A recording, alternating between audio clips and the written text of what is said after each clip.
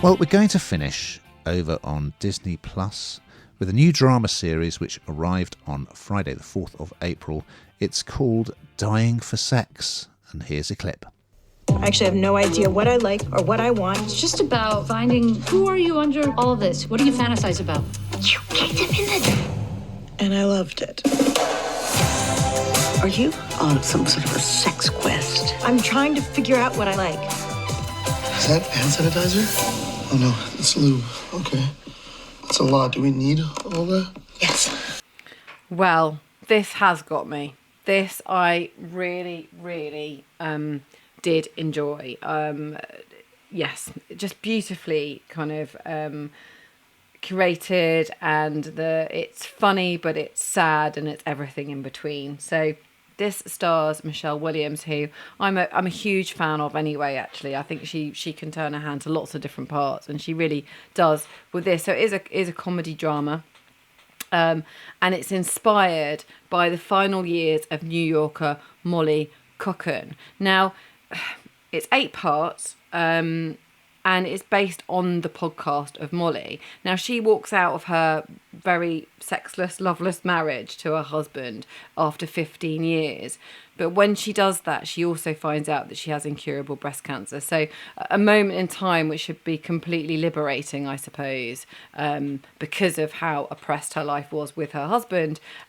Suddenly she finds out that she has incurable breast cancer, which is just an absolutely dreadful position to be in. She's young, she has everything to give in life, and it just feels incredibly cruel. And you see her friendship, and this is the bit I almost love the most of all of this.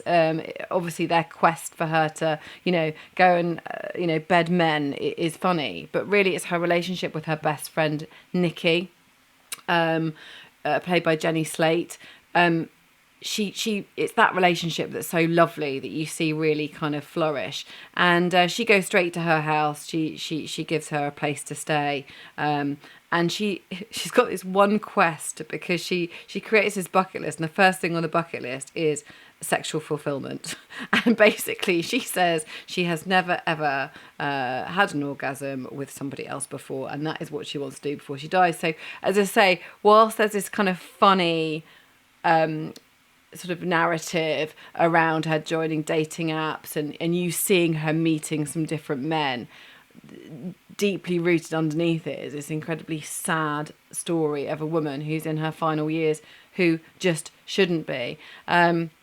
So as I say, I quite like it when those two emotions come together. You don't know if you're laughing or crying, and that really is where this is.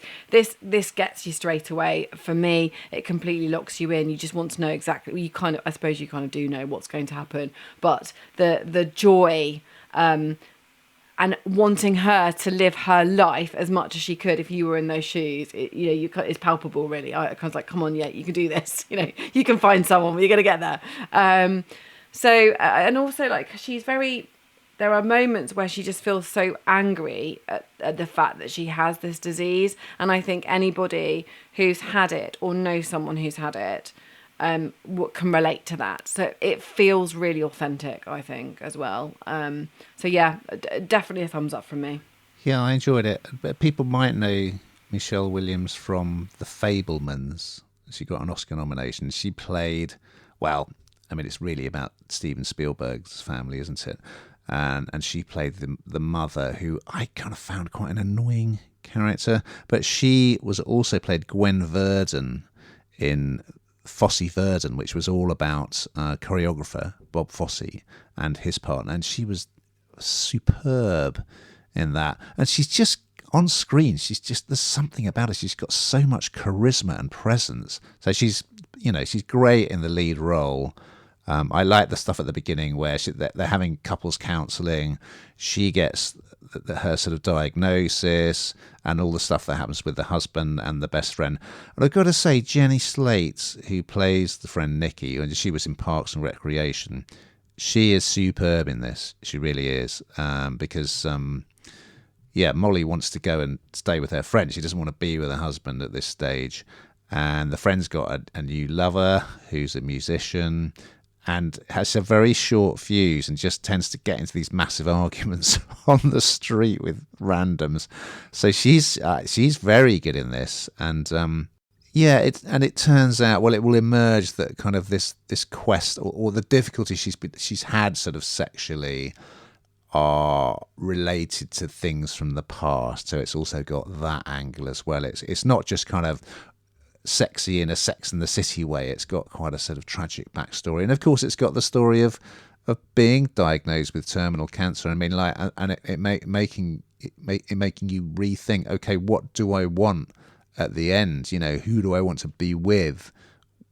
Yeah, what is on my bucket list? I kind of found that initially the chat she had with the palliative care specialist and talks about the bucket list, I wasn't quite sure that worked, but yeah, there's a lot to recommend this, not least Williams, who is just fantastic in the lead role.